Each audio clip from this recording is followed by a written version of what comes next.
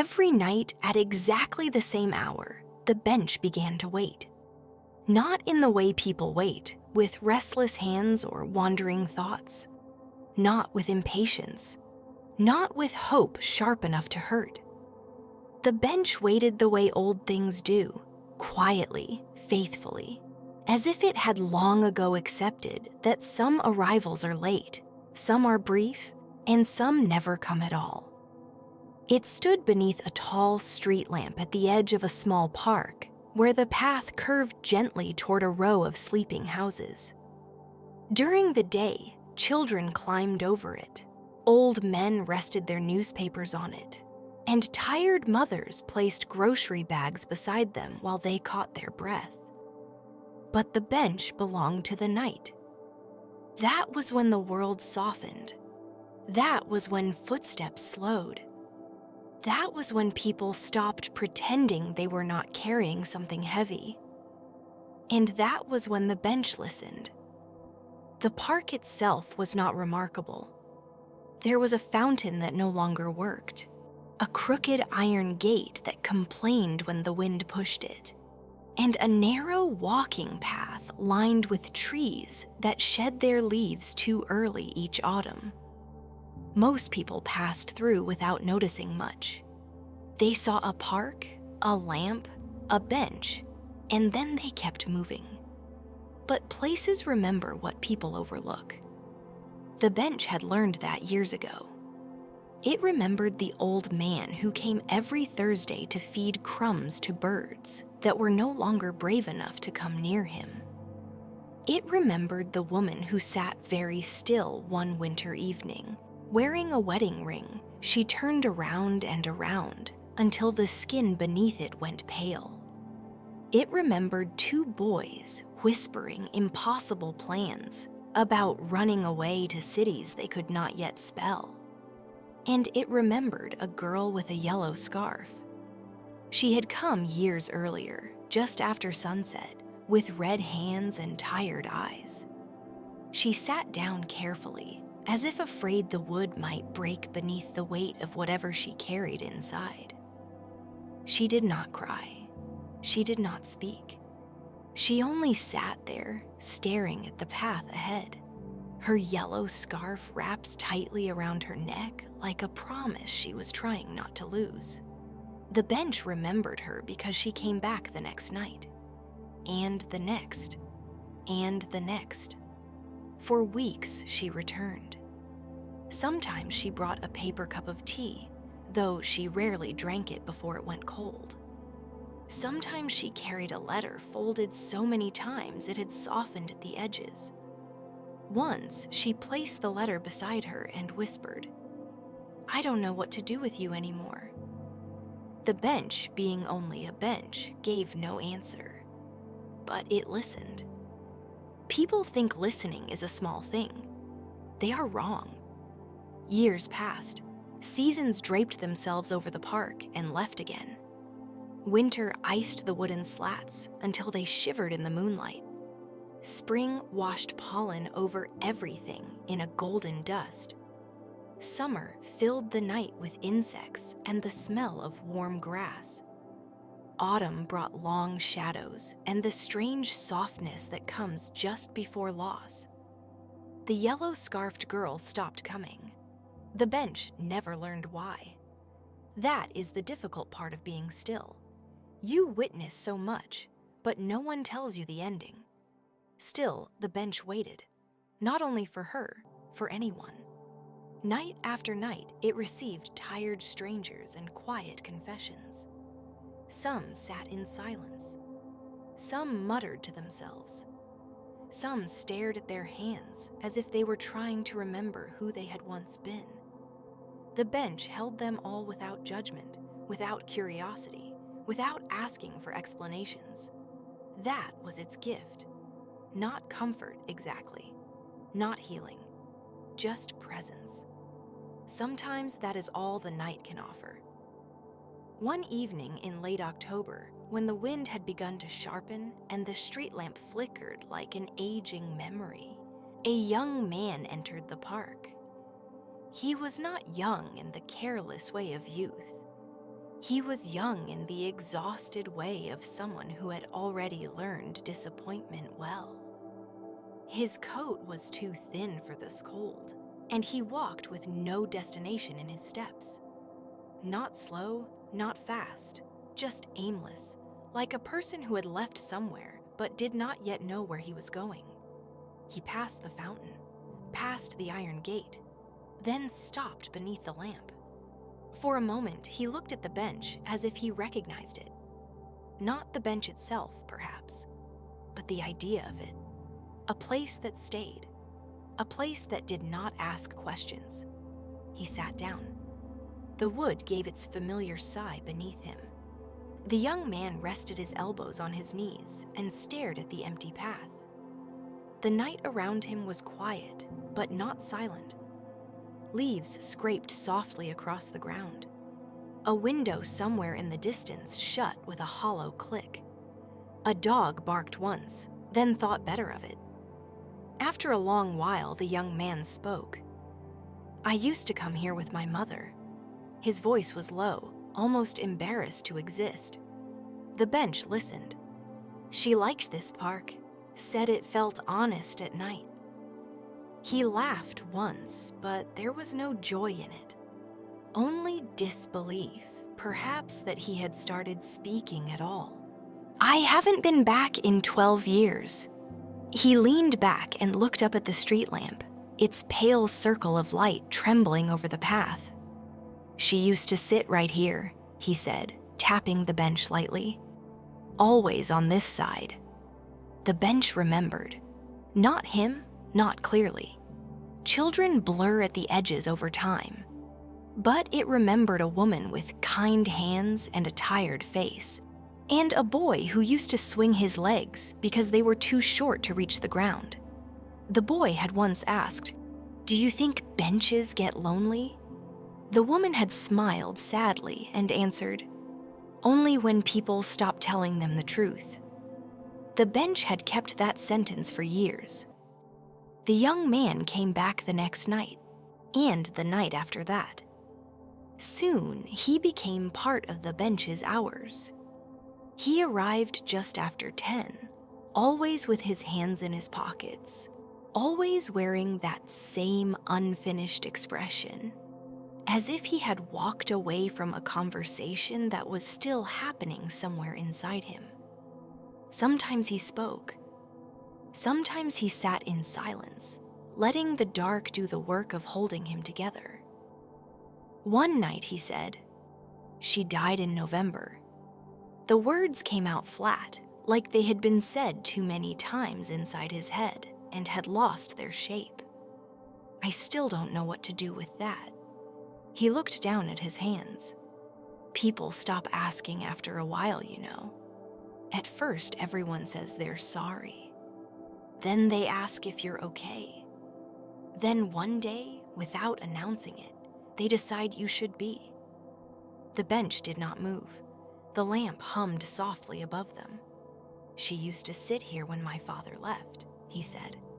"I didn't understand it then. I thought she just liked the quiet." He swallowed.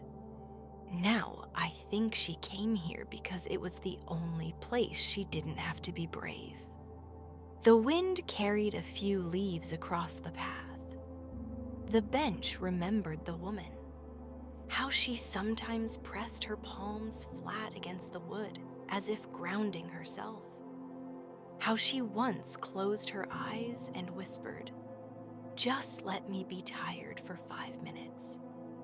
How the little boy beside her leaned against her arm without needing to understand sorrow in order to share it. The bench had held them both. By mid-November, the park had thinned into winter. The trees looked skeletal against the night sky, and the bench's wood had grown cold enough to sting through clothing. Fewer people came.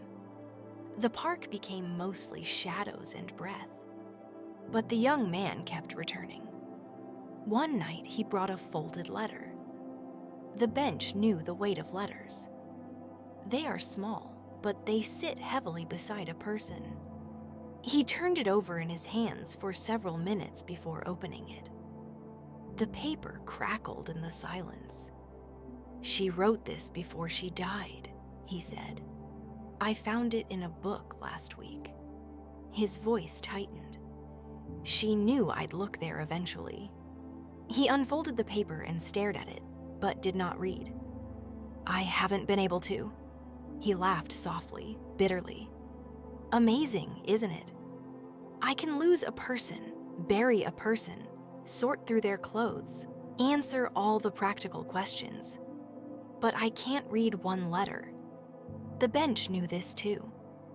Big grief often survives the visible tasks. It is the small acts that undo people. He held the letter up to the light, then lowered it again. She always said this bench was patient. The street lamp buzzed faintly above them. He looked down at the wood beside him and said, almost shyly, "I suppose I'm testing that." The bench did what it had always done. It stayed. Snow came early that year. Not much, just enough to soften the path and gather in the corners of the park like unfinished thoughts. The bench wore a thin white line along its back until the young man brushed it away and sat down. He looked more tired than usual. For a long time, he said nothing. Then, as if continuing a conversation from another room, he whispered, "I was angry with her." The admission landed carefully in the night. "For leaving," he added quickly, "which is stupid. I know that. She didn't choose it." He rubbed his hands together, though the cold was not the only thing making them shake. But anger isn't clever. It doesn't care what's fair. He looked at the folded letter again. She was sick for a long time. Everyone called her brave. I did too. He exhaled slowly. But sometimes I think we called her brave because we didn't know what else to do with the fact that she was terrified. The bench, old student of human sorrow, understood. People prefer clean words for messy pain. Brave, strong, resilient. They place them over suffering like blankets and hope they are enough. Usually, they are not. The young man finally opened the letter. His eyes moved across the page. The park remained very still. When he finished, he did not cry immediately. That is another thing people misunderstand. Grief is not always dramatic. Sometimes it arrives like quiet weather, changing the air 1 degree at a time until you realize you are no longer the same temperature as the world. He folded the letter carefully. "She said she knew I'd come back here," he whispered. The bench did not surprise easily, but something in the night seemed to shift. "She wrote?" He stopped, swallowed, and tried again. "She wrote, 'If you ever feel like the world is asking too much of you, go sit on the bench under the old lamp. It knows how to keep things for people until they're strong enough to carry them again.'" The young man laughed through tears now, not because it was funny, but because the sentence was too gentle to survive untouched. She really believed that. He placed one hand flat against the bench. The wood was cold. The gesture was not. After that, he came less often. Not because he no longer needed the bench, but because he needed it differently.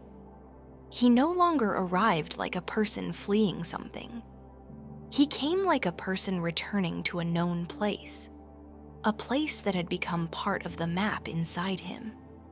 Sometimes he brought coffee. Sometimes he read from books his mother had loved. Once he came with no coat at all because spring had finally returned, and he leaned back beneath the lamp as if the night no longer weighed the same. On one of those evenings, he said, "I think I've spent years trying to get rid of grief." He watched a moth circle the light above him. Maybe that was never the point. The bench held his quiet. I think maybe the point is to learn how to carry it without letting it carry everything else. He nodded once, as if the thought had been waiting a long time to become clear. The park, softened by new leaves, seemed to approve. Months later, on an evening warm enough to smell grass again, someone new entered the park. A woman, mid-30s perhaps. She wore a yellow scarf. The bench noticed before the young man did. She walked slowly, uncertainly, as though following an old path she had once known by heart but no longer trusted. When she reached the lamp, she stopped. The young man looked up. For a moment, neither of them spoke. The bench remembered her at once. Not because of the scarf, though that helped. It remembered the careful way she lowered herself when sadness was close. It remembered the folded letters.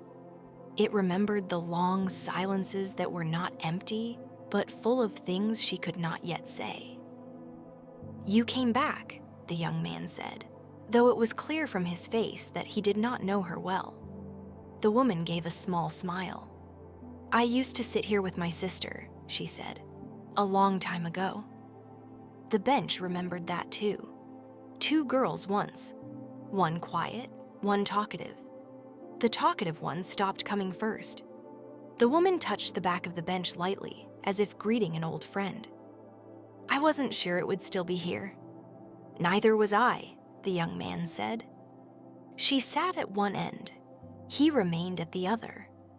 Between them stretched the kind of respectful silence that belongs only to night and strangers who are not entirely strangers. After a while, the woman said, "Funny how some places keep waiting for you." The young man looked down at his hands, then at the bench beneath them. "Maybe that's why we come back." Neither of them seemed to expect an answer. The bench, which had spent years gathering fragments of human truth, held the moment gently. The woman looked up at the lamp. "My sister used to say this bench had a good memory." The young man smiled faintly. "My mother said it was patient." The woman laughed softly, and for the first time that night, the sound did not carry sadness alone. Maybe it's both. Maybe it was. The years would continue, of course. People would come and go. Some would return. Some would not. The fountain would remain broken. The gate would continue to groan in the wind. Children would grow older and stop climbing where they once had. Leaves would keep falling before they were ready. And still, at exactly the same hour, the bench would begin to wait. For the grieving, for the tired, for those with folded letters in their pockets, for those who had nowhere else to place the truth. Because some places do not exist to fix people. They exist to hold them for a while. And sometimes on the loneliest nights, that is more than enough.